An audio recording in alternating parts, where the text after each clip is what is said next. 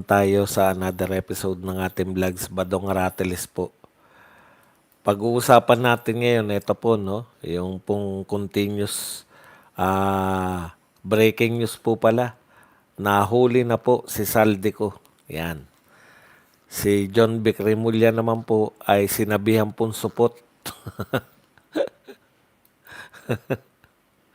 Anong ano to ha? Ang taas ng level ha. Ang taas ng level ng banatan ha.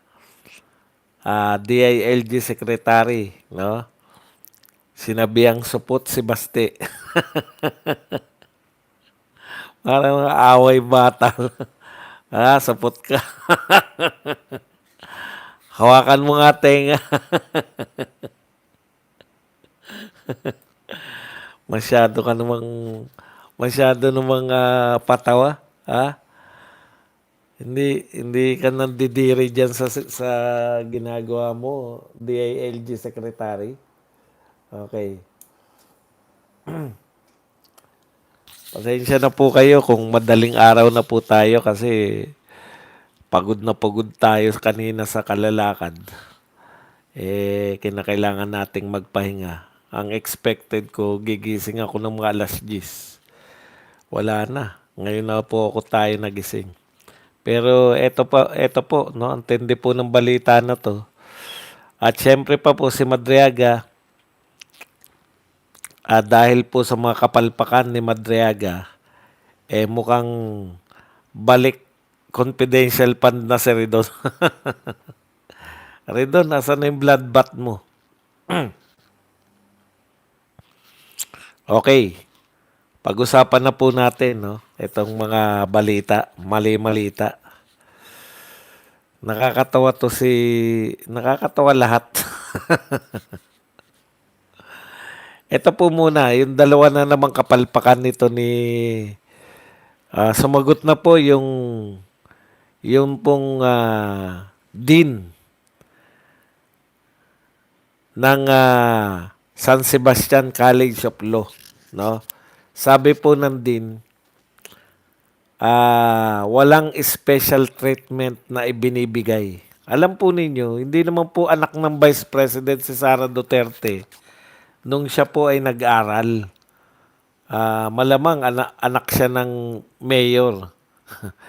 Alam niyo po, dyan sa mga big time school, katulad ng San Sebastian, at iba pa po mga Ateneo na yan, mga UP na yan, no? Talagang pinangangalagaan po nila. Hindi naman po mga mga anong tawag diyan, yung mga ah, hindi ko minamaliit yung mga provincial o local colleges. Mga sikat po to na sa buong Pilipinas, no? Mga nagta-top 10 po yung kanila pong mga estudyante, no? Mga bar top notcher po itong mga to. Kaya hindi po nila sisirain yung mga patakaran. Taliwas dito sa gustong palabasin ito ni Ramil Madriaga para lang po pagbigyan o privilege ng isang mayor. Alam niyo po ba kung gaano po karami ang mayor sa Pilipinas? Imaginein po ninyo. Kung lahat po yan ay bibigyan, mayor pa lang yan ha. Oh. Kasi po, ang congressman na lang natin, 300 plus. Imagine niyo sa probinsya, bawat isang congressman, ilan po ang mayor sa kanyang congressional district? Napakarami po. So kung may mayor, palagay mo na average na 4 na lang para madaling kwentahin. So, libo po. Libo po yung mga pinag-uusapan natin ng mga mayor. Kung yung mga anak po nila, bibigyan nyo ng special treatment. Ang tindi po na revelasyon ha. Ang onti lang po pala ng passing rate nung panahon ni BP Sara.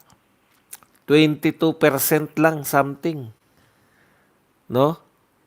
1/4, wala pa pong 1/4 ang pumasa. nung panahon ng kumuha ng bar exam to si BP Sara. O ito po pahayag ng Dean. Alam na alam ng mga estudyante, ng mga profesor.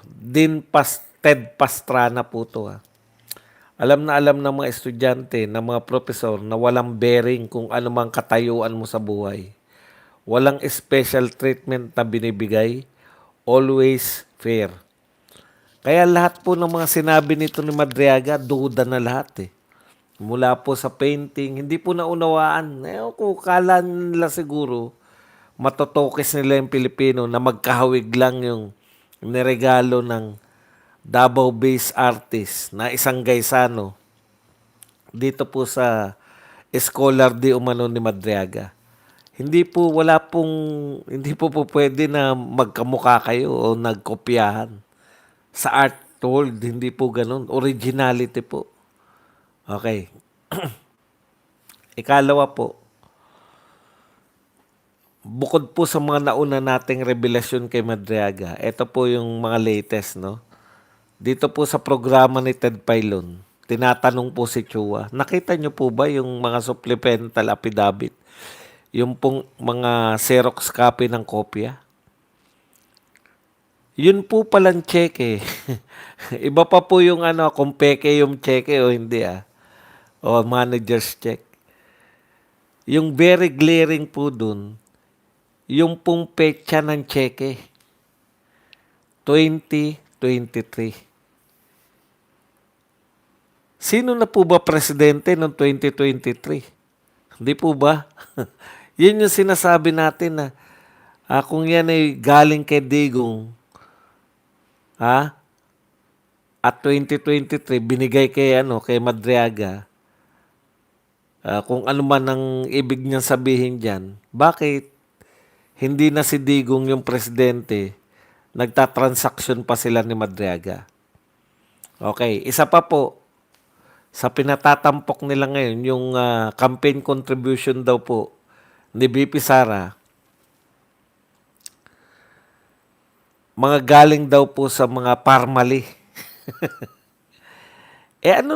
Ano naman po kinalaman ng campaign contribution sa impeachment trial? Ini-impeach nyo po si BP Sara bilang Vice President. Ibig sabihin, yung mga ginawa niya bilang Vice President, kung campaign contribution po yung pag-uusapan nyo,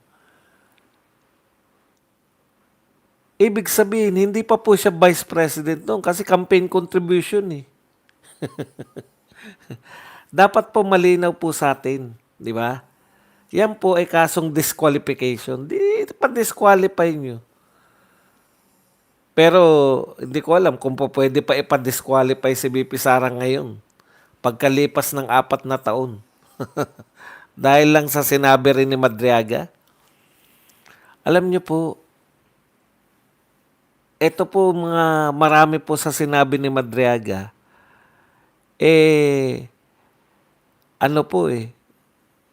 mga kasalanan ng kanyang tatay, kasalanan ng kanyang asawa.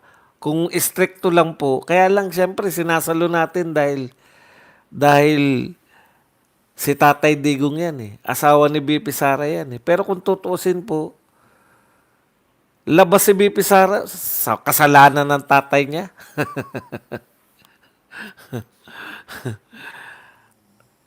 Nadali pa sila dun sa term sharing eh. Kasi po yun, ang katwiran ng abogado niya, pati po mga katwiran ng abogado niya, hindi raw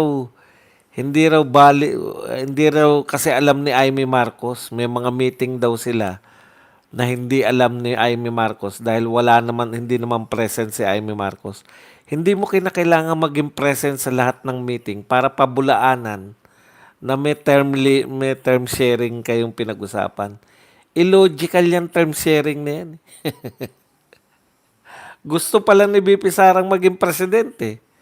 Bakit pa siya tumakbong vice president? Pwede naman siyang outright maging presidente. Wala pa siyang ka-term sharing. Kaya nakita na po yan ngayon. Nakita na po yan ng mga congressman, lalo na ni Chua, ni Redon, at saka ng kanilang chairman, no? Oy, live po tayo ha. Nababasa ko po yung mga inaano nyo. Pero mamaya tayo magbabasa. Nakita na po nila yung kapalpakan mismo ni Madriaga. Kaya nga hindi na po siya iimbitahin eh. Hindi na po siya iimbitahin sa susunod na hearing. O ngayon po, naglalabasan na po. Ngayon naman, 73 million na lang. Ngayon po, dahil palpak po si Madriaga, ang gusto naman nila ngayon palabasin, balik confidential pan sila. Ibig sabihin, lahat po ng mga sinasabi nilang bloodbath laban kay BP Sara, basta may kinalaman po sa testimonya,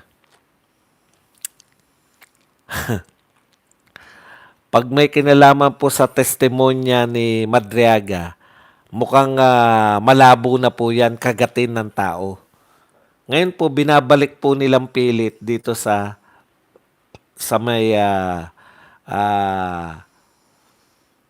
notice of disallowance. Sabi ko nga po sa inyo, napakarami po. Ito na lang, kay Pinoy pa pala. Hanggang ngayon, on appeal pa rin yung notice of disallowance ni Pinoy. Panahon pa ni Pinoy. Kahit ba sino nagsulat ng script na yan, hindi na natin kinakailangan tanungin yan. Palpak yung actor nila. Kung ano man yun. Palpak naman talaga. Alam naman natin na scripted yan, pero palpak po yan. Kasi hindi nga. Lahat po. Walang nagko-corroborate. Lahat.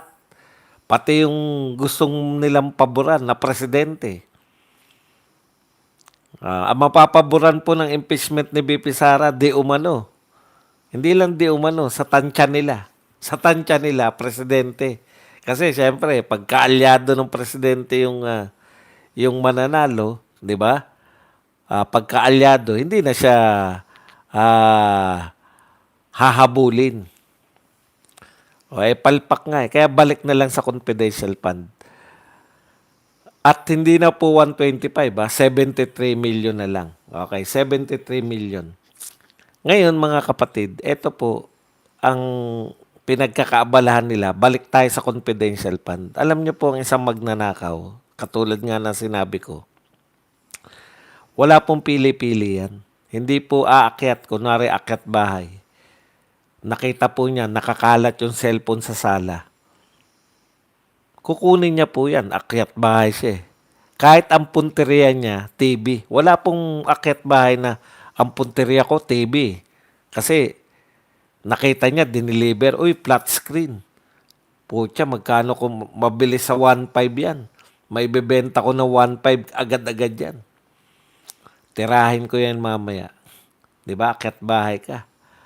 Inakyat bahay mo, nakita mo, mga cellphone nakakalat. Hindi mo ba papansinin yung cellphone? Ganun po ang magnanakaw. Wala pong pili-pili yan. Ito pong mga logic nitong mga tukmol na nasa House Committee on Justice. Ang gusto nilang palabasin, si BP Sara, ang ninakawan niya lang yung confidential fund. Paano yung mga lantad na pondo? Yung mga pondo tungkol sa libreng sakay, yung mga pondo sa mga nanghingi ng pampalibing, yung mga pondo para sa business taday o trabaho taday. Ano ba yun? Business taday. Yung mga proyektong yun. Bakit hindi ninanakawan ng isang magnanakaw? Ang liit na nga ng pondo eh. Mangingimi pa siyang ikalawa, paulit-ulit na lang ako eh. Wag na ako. Yung pagsalitain na lang natin yung etong si Dr. Lero. Ewan ko lang ha, kung totoo niya itong sinabi ha. baka uh, pinake news lang to. Pero tignan niyo po ha, sabi niya, walang trilyong flood control ghost project si Sara. Negosyo taday. Ito po walang trilyong flood control project si Sara. Wala rin siyang bilyong insertion sa national budget. Simple at hindi ostentatious ang lifestyle. Dahil kung magarbo sa dami ng kaaway niya, noon pa yan nabalita. Hindi nagpa-party tuwing birthday at ini-invite ang duran-duran. 88 million lang ang salin compared to sa 1,000% paglobo ng salin nila Luther King. Ang confidential pa niya ay barya lang at tama lang nabigyan ng alias ang mga informants. Eto tignan niyo po. Yung question nilang informants, wag na ako kasi matagal ko na sinasabi to, wala naman naniniwala eh. Baka maniwala sila sa taga-GMA. At tama lang nang bigyan ng alias sa mga impormasyon para hindi patayin ng NPA. Pero si Sara ang ini-impeach. Imagine, nakakahiya po kayo. Gustong-gusto nyo malaman, bakit po confidential pa ng gusto nilang kalkalin? Gusto nilang malaman kung sino po yung mga informants. Ah. Ayaw po nilang alamin kung paano nagnakaw yung mga taga flood control project. Ang gusto nilang alamin sino si Mary Grace Piatos. Hindi nyo ba napuna kung sino po yung mga maiinit kay Mary Grace Piatos? Ano yung purpose nila? Bakit alam naman ng lahat na yan ay alias ng mga informant? Bakit po gustong-gusto nilang makilala yung mga informant? Wag na tayo. Yan na lang si Susit. Doktolero. Ewan ko lang kung baka dinoktor lang. Kaya po balik sila rito sa 73 million na napaliwanag po natin yan. Nalinaw na po natin yan. Balikan nyo po yung kahapon. Kahapon kung tungkol po dyan sa ano na nga yan? Notice of disallowance. Napaka-normal lang po ng notice of disallowance. Ang dami pong ahensya ng okay po rito sa Danang. Ang dami pong ahensya na mayroon pong notice of disallowance. Bakit? At mas malalaki pa po, billion-billion pa po. Bakit nakatutok lang kayo kay BP Sara? Yun yung malaking question eh. 'Di ba? Pati po yung normal process ng auditing. At hindi pa po final yan. Paano po matatawag na final? Final lang po yan kung Supreme Court na po ang nagsabi. May kakilala nga na tayo, inutusan na ng Supreme Court na magsoli ng pera eh. Ewan ko kung nagsoli na. Si Tatay Digong pa nagbulgar niyan. Si dating Senador Gordon. 'Di ba? Na mag-isoli niya yung pera na pinasosoli ng Supreme Court. Actually, isosoli mo lang yung pera na yun.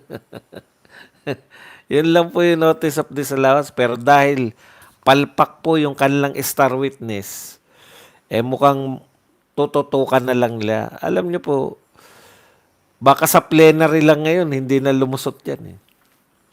Nakakahiya po kasi napalusutin yan ang basehan lang po ng impeachment nila.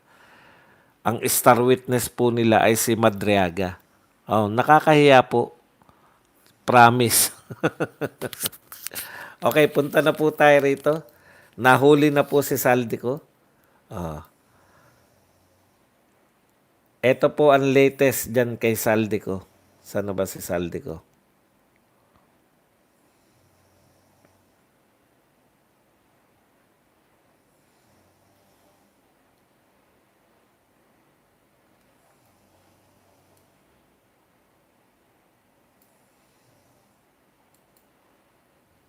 Okay. Sa kasalukuyan po, ito po si Saldico ay nahuli ayon sa presidente ng Pilipinas, no? Na nagtangka pong tumawid dito sa The Prague.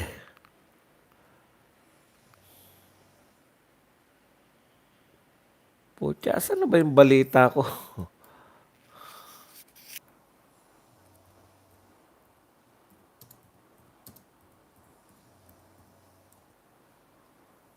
Ayan. Okay.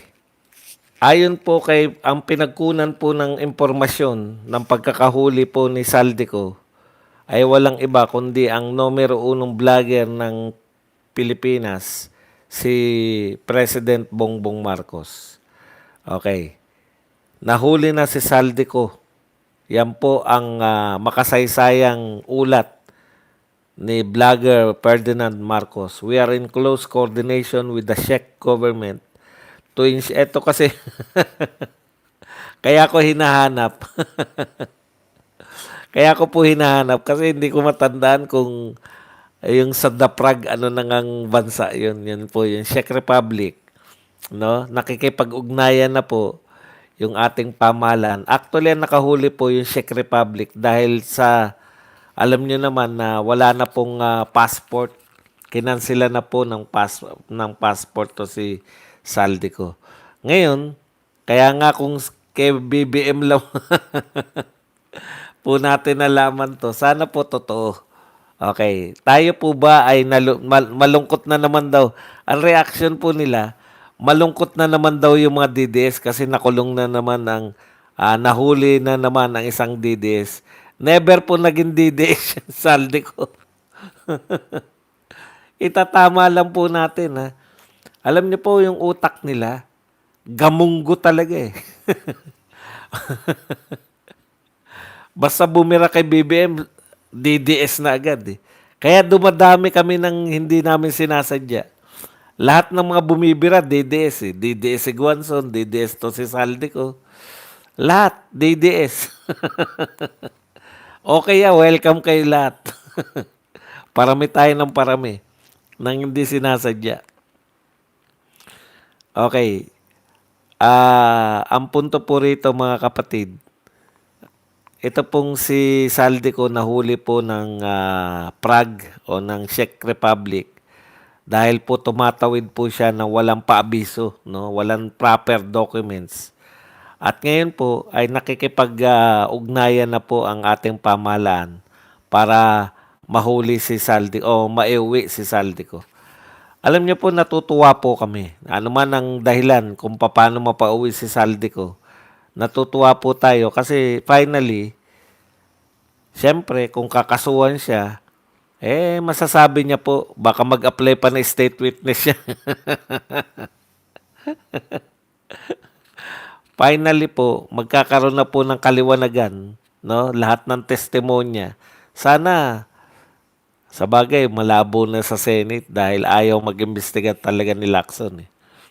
Sana isiwalat na po ni Saldico ang lahat ng kanyang kaalaman. Kasi wala sa tingin ko hindi na talaga tatantanan niyan si Saldico. Sana po manatili po proteksyonan po ng pamahalaan. Kasi po pag may nangyari po dyan, ano man mangyari kay Saldico, no? At hindi po siya makauwi ng maayos, alam na po ng mamamayang Pilipino kung sino sisisihin. Si Saldico po, hindi po naging DDS, pero natutuwa po tayo sa kanya dahil matatawag po natin siya na isa sa mga pinaka mastermind.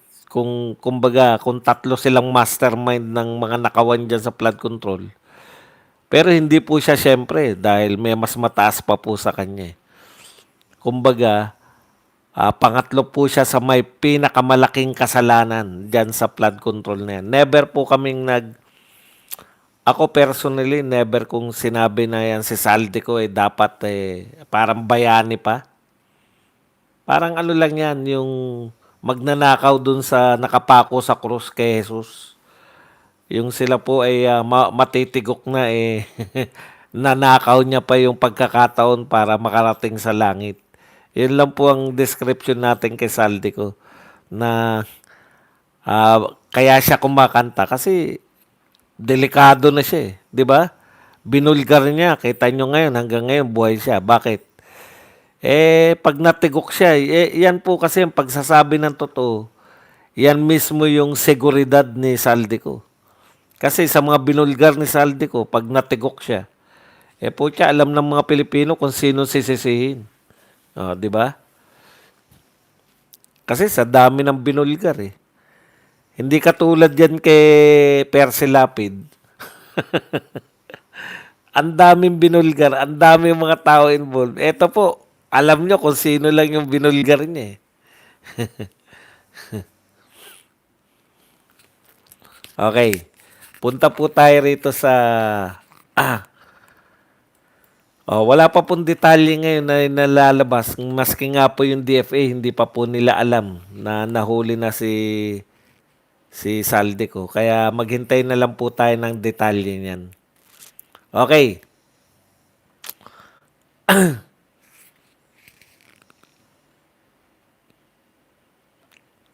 Binanatan ni ano no? Binanatan ni Madriaga. May nakakatuwa po na pangyayari no.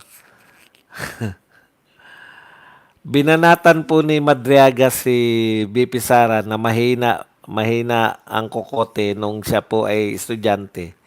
Pero ang nasaktan po si Lenny Robredo at si BBM. Bakit? Kasi naglabasan na ngayon, no? BP Sara, bobo daw. Pero, how many times nag-take ng bar exam? Once, pasado agad. Di ba? First time bar taker, pass. Lenny Robredo. Di ba? Kung akala po ninyo na binabanatan nyo na mahinang estudyante, si BP Sara, na nag-take ng bar, first time na nag-take, pasado agad. Anong tawag nyo kay Lenny Robredo? Kung bobo si BP Sara. Di ba? Eto pa isa. Ano ang tawag nyo kay BBM na hindi nakagraduate? Kaya hindi po si BP Sara may kasalanan. Kayo nangangantyaw, tumatalbog kay BBM at saka kay Lenny Robredo. Kasalanan ba ni BP Sara yan? Oh. Bihira po yung gumagawa nun kasi karamihan po ng abogado, pagkatapos po yung graduate, nagre-review po ng 1 taon o ilang taon bago mag-take ng board ng bar. Si BP Sara po hindi. Pagka-graduate, ilang buwan lang, bar na tapos pumasa pa. At ang pinakamalupit po sa lahat, no? Yan nga po.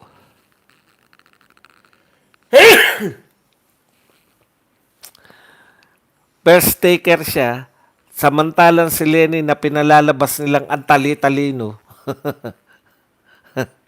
Hindi po pumasa nung, hindi ko alam kung nakailang take si Lenny Robredo. Ah.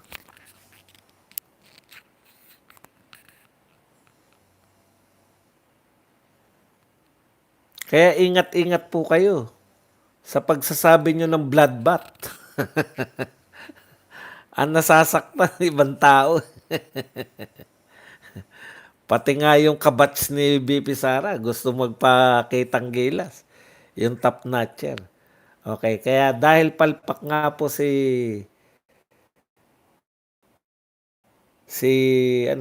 Madriaga, balik na lang sa confidential fund. Confidential fund po, hindi po pwede yan dahil pwede pang i-appeal yan. Hindi nyo po pwedeng gamitin dahil hindi pa po final yan. Kung yan lang po ang gagamitin nyo kay BP Sara, ibabasura lang po yan ng Senado. Baka nga hindi na kayo pumasa sa sarili nyong plenary. Dahil nakasubaybay din kaya yung mga congressman at nakakahiya po sa constituents ng mga congressman yung mga boboto dahil kay Madriaga, boboto kayo. Huh. Putya, parang yung sinabi namin yun na bugok. Okay, punta na po tayo rito. Ewan ko po kung ano pong pumasok sa kokote ni John Vic. Sabagay si John Vic kasi mahilig din 'to magdadakdak eh, 'di ba? Kumbaga sausaw din 'to sa lahat ng issue. Eh. Si John Vic kasi nagdeklara po siya na tatakbo siya. At ang gusto niyang gayahing style, yung style po ni Tatay Digong. 'Di ba? Yung kinakailangan mapakita niya talagang siya ay lalaking lalaki, machong macho. Ah. May Baste Duterte. Isang isang speech lang po ni Baste Duterte, po siya nakita na po nila kung paano tinuguruan tong Digong Part 2. Real talk po tayo, kaboses si Tatay Digong, kasindiin ni Tatay Digong. Sa totoo mas tapos yung appeal, dahil bata pa po si Duterte, yung appeal niya po, real talk po to. Pag dumadalo po kami ng mga rallies, nakasama po si Baste, alam mo po na si Baste ay nariyan na. Nagtitilian na eh. Malaki pong hatak yan pagdating po sa, hindi naman natin sinasabi yung mga kabataan pa yan, pero yung mga may edad na pong mga kababaihan, mga nasa trentahin, nauso to eh, mga trentahin pataas. Pucha, titilian talaga si Baste Duterte. Ah. Yan ba yung dahilan, Remulla, kung bakit mo siya sinabihang supot? Gustong ipakita kasi ni Remulla yung macho image niya na huhulihin ko lahat na nakahubad. Style Duterte yan eh. No? Pero dapat kasi yung mga utos mo, hindi mo babawiin sa loob lang ng ilang araw na palpak na pagpapatupad. Kaya na-realize po nila, pag-aksaya lang to ng panahon eh. Maski po yung mga congressman na boboto, lalo na kayo sa Visayas at Mindanao, talagang hindi lang po doble isip ang gagawin ng mga yan. Pwera po yung mga subong-subo na, yan sila Luistro, si Tere Redon, ito sila Abante, si Chua. Alam po nila, subong-subo na sila, hindi sila pwedeng bumaliktad at kumampi. Alam nila na si Baste, ano man ang mangyari kay BP Sara, ay pwedeng humalili bilang presidential candidate. Puta sila nga, wala pang pambato eh. Yung mga kalaban ni BP Sara eh. Wala pang pambato eh. Si BP Sara meron ng plan B. Yung mga Duterte may plan B na. Si Baste. At ang maganda kay Baste, talagang lahat nung naghangad na bumalik yung Duterte leadership, once na marinig nila mag-speech si Baste, eto na si Digong na to. Digong na to. At syempre, bakit po nakisawsaw dito si John Vic Remulla? Mamaya susuriin natin. Eto muna, ano ba yung sinabi ni John Vic Badong at bakit sinabi mong sumausaw? Kasi wala naman pong kinalaman si John Vic dito sa usapin na to. Ito po, ay speech ni Baste Duterte doon po sa Rage Coalition, no? At ang ganda po, ang tindi po ng dating ng mga sinabi po ni Baste Duterte dito sa Rage Coalition na to. Ito po ang sinabi. Dahil ang tindi ng impact ng speech ni Baste, talagang yung sinabi niyang ulo, isang ulo lang yung gusto namin.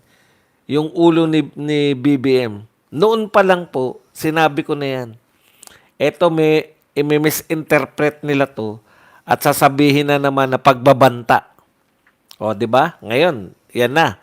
Pinaimbestigahan na sa NBI. Huwag niyo pong putulin dun sa ulo lang ni BBM. Bigyan po natin ng context yung sinasabi. Maaari po yan dahil siya ay hindi naman Tagalog. Pero hindi po ibig sabihin na ulo lang ni BBM ang gusto namin na may pagbabanta na naman. Alam niyo po, itong gobyerno na to, napaka-insecure. Sa totoo lang, lahat po ng presidente may constant na pagbabanta yan. Kaya nga merong Presidential Security Group. Hindi po ba? Lahat po ng presidente. Marami pong grupo rito na gustong yung presidente po ay ano, hindi po ibig sabihin yan na sinabi ni Baste na ulo ni BBM ang gusto lang namin. Ilagay nyo sa context. Yun ba talaga yung meaning nun? Na sasabihin niya sa buong speech niya? Ang context niyan, kayong mga congressman na gustong bumaliktad, kontakin nyo lang to. Si Mike Defensor tsaka si Bebot Alvarez. Kasi po naghahanda na sila sa 2028 election. At kakailanganin po nila yung mga local politicians. Hindi po yan katulad ni Leni yung mga Duterte na magde-decide ilang buwan na lang tapos akala niya pagdating niya ron dahil maraming tao, akala niya kusa na lang boboto yung mga tao na wala yung mga local politicians dyan. Yan yung kulang sa utak ni Leni Robredo. Walang paganda. Ngayon, masaya na siya. Second ako, third ako, second ako, third ako. Meron ng campaign contributions. Manalo, matalo, puta, okay na siya sa campaign contribution. Oh. Kita nyo? Natalo yan, di ba? Tapos nag-world tour.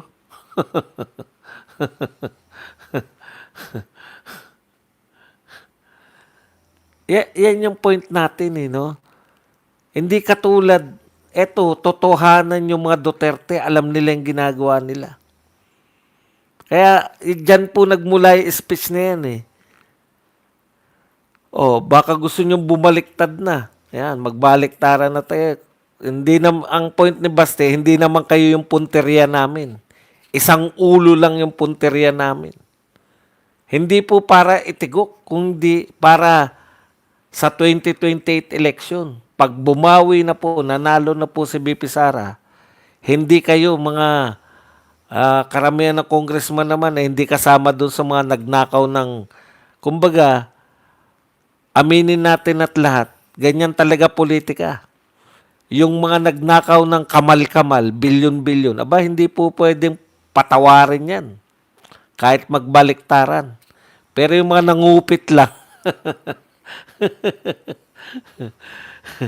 yung mga nakiporsyento lang sa maliliit na ano, putya, baka pwede nang patawarin. Ganun ng mga politiko, di ba? Yun po yun. Kaya isang ulo lang yung hangad nila. Kaya sa 2028, tignan nyo ang baling, ha. After nung sinabi na ulo lang ni BBM, sa 2028, boto natin tulungan natin si BP Sara sa 2028. Yun po yun. Ano yung imbestigahan doon? Very obvious na papapanagutin nila si BBM sa 2028. Yan yung punto nung isang ulo lang. Okay. Eto na naman, syempre. Eto na naman po si DILG Secretary. Sabi po, puro salita si Baste Duterte. Laki tayo sa kalye. Kung tayo madakdak lang tapos wala namang follow-up, di ba supot ka? O, yan po ang sabi ni DILG Secretary, supot ka daw. Baste, ang yabang, puro salita.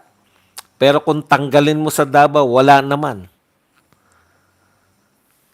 Ayaw gumalaw. Call him out. Matapang ka? Matapang ka?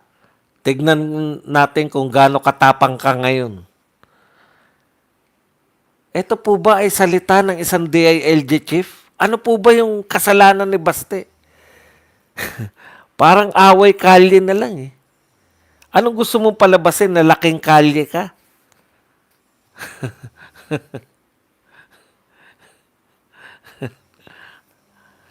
Gusto niya, alam niyo yun, yung etong tao na to, si Pangulong Duterte, may mga sinabi po siya, pero gusto po ng tao yung sinasabi niya. Kung nagagalit man yung kalaban ni Duterte dahil parang siga-siga. Pero yan po yung hinahanap ng mga tao, eh. Yung panahon po na tumakbo si Tatay Digong, grabe po ang kriminalidad na dulot po ng droga. Magkaugnay po eh. Grabe po talaga nun. Kaya po yung mga sinasabi ni Tatay Digong na matapang na mga panalita na PI kayo, pag naupo ko, papatayin ko kayo. Totoo naman sinabi ni Tatay Digong yan. Yan po ang gusto, yan po yung gusto ng mga Pilipinong marinig na merong isang tumatakbong presidente na matapang sa krimen. Ito pong kay John Vic na to, dito po papasok sa totoo lang, may kasabihan tayo, ang mayabang galit sa kapwa mayabang. Pero yung yabang po ni Baste, totoo po yun eh. Totoo naman pong palaban yung mga Duterte. Sa dami po na nangyari sa kanila. Sumuko ba sila na bati na tayo, kalimutan nyo na, hindi na kami. Wala pong ganun eh. Palaban po sila. Yan po bang pagiging palaban ng mga Duterte? Kukwestiyonin nyo pa? Kahit siguro hindi ka matapang kung nakita mo ginawa sa tatay mo yan. Na pinakulong. Kahit po sa tatay mo ginawa, hindi ka Duterte. Sa tatay mo nangyari yan. Baka kahit hindi ka matapang, tatapang ka na. Dahil sa ginawa sa tatay mo at saka sa ate mo. Na patuloy na sinisiraan, tatapang ka rin kung hindi ka man matapang. Ang kinu-question ni, huwag nyo na pong pansinin yan. Alam ko na po kung totoo po yan.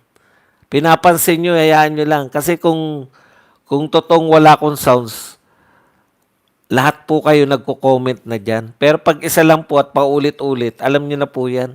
Huwag nyo na po silang pansinin. Kikita pa yung mga...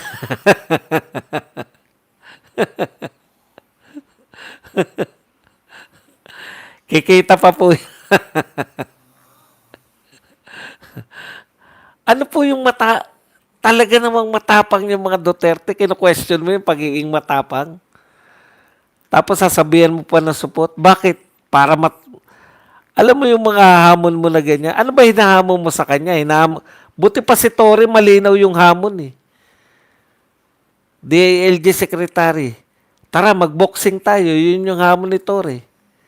Alam namin kung, ano ba hamon mo kay Baste? Dito po, pasok na pasok yung kasabihan na yung mayabang, galit sa kapwa mayabang. Aminado naman si Baste, ano sabi niya? Kaya tayo nag-aaway-aaway yung mga Duterte followers kasi pare-pareho tayo mayayabang. Di ba? Biglang nagbati-bati na ngayon. Bati na. Sino ba yung mga nag-aaway? Si Vic Rodriguez tsaka yung mga iba pang PDP, di ba? Okay na.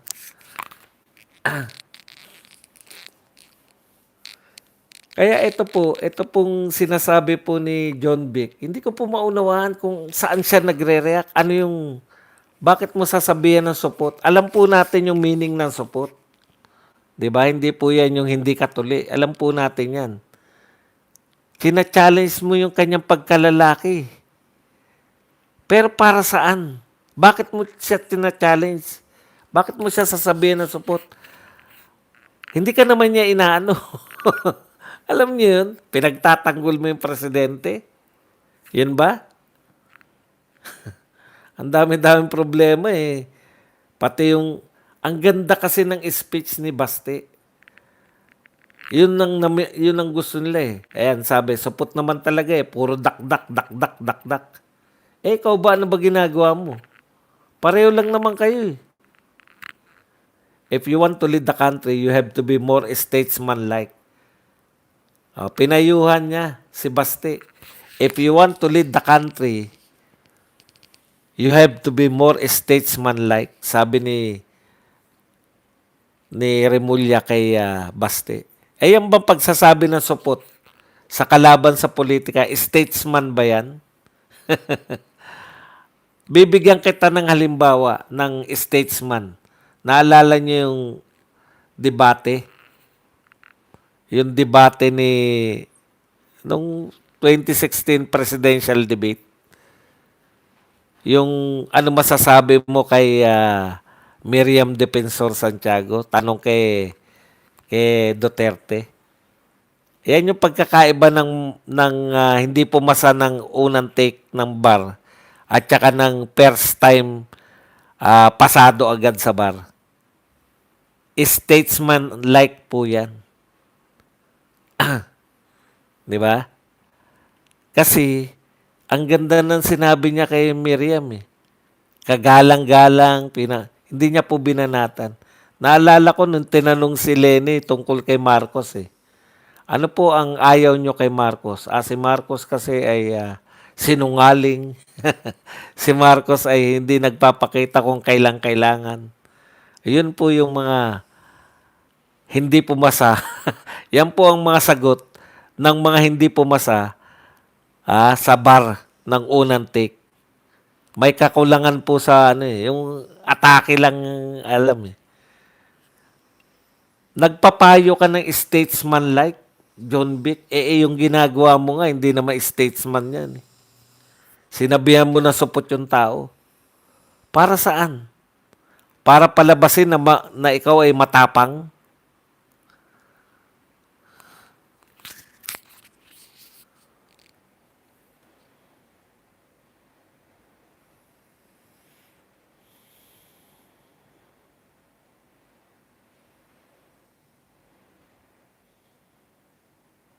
Eto tignan nyo yung sinabi ni Baste Okay na yan. Sabi niya sa mga sa mga congressman to, okay na yan. Siguro yung mga anak nyo nakakapag-aral sa abroad. You can eat at very nice restaurant. Tama na yan. Okay, it's okay. Isang ulo lang naman ang kailangan namin, ang ulo ni Bongbong Marcos. Yan yung sinabi ni Baste. Parang sinasabi niya, mayayaman na kayo, tumigil na kayo. Tigil na kayo sa pagnanakaw. Isa lang naman ang ulo na gusto namin papanagutin si Marcos. Sa tingin nila, threat na raw yan. Pero ito si John Vic, sabi nga supot, hanggang salita lang. John Vic, sinusukat mo yung si Baste na matapang lang, dakdak lang ng dakdak. Saan, ano ba sukatan mo ng pagiging dakdak lang si Baste? Mayor ng Davao City yan eh. Ang Davao City ba ngayon napariwara? Ang Davao City ba ngayon punong-puno ng mga kriminalidad? Sa mga press siguro. Kasi kada may mangyari, puta, headline. Nagsuntukan lang yung mga kabataan, headline na kagad eh. Pumunta kayo sa Davao, maglakad kayo ng madaling araw. Katulad ng ginagawa ko. Nagugutom ako. Mamaya, maglalakad ako rito. Hanap ako ng makakain. Dito sa Danang. Hindi ko pa alam eh. Hoy, thank you very much, Sinhari. Hello po, Sir Vance, pang coffee po. Thank you very much sa $5 na pang kape. Okay. Ang point lang, kung ang sukatan nyo po ng hanggang daldal lang si Baste Duterte, tignan nyo po yung Davao. Debt-free. Insurgent-free. Yun na lang po yung mag-i-insurgent-free kayo. Alam nyo po, ito talaga yung pinaka-siguro, bukod po sa mga infrastructure sa Davao, ang may pagmamalaki nyo po sa Davao City, yung pagiging insurgent-free nila. Dati silang talagang ang lakas ng kuta ng mga insurgent dyan. Ngayon po, wala na. Kung sinasabi mo, John Vic Remulla, na dakdak lang ng dakdak si Baste Duterte, wala maniniwala sa'yo. Dahil mayor yan ng Davao City. Ang Davao City, debt-free. Ang Davao City, insurgent-free. At higit sa lahat, ang Davao City ay kinikilala na second most peaceful city in Southeast Asia. Ang Davao City ay kinikilala na top 10 pinakamayamang syudad sa buong Pilipinas. Ngayon, kung sa tingin mo, salita lang yung kaya ni Baste Duterte, yan po ang Davao City. Wala kayong magagawa. Yan po achievement niya yan. Achievement po ng mga Duterte. Pinagpapatuloy niya. Okay, mga kapatid. Natalakay na natin yung mga gusto natin talakayin. Yan lang po ang ating topic. Pwede na kayong magtanong, magbigay ng reaksyon at higit sa lahat, pwede po kayong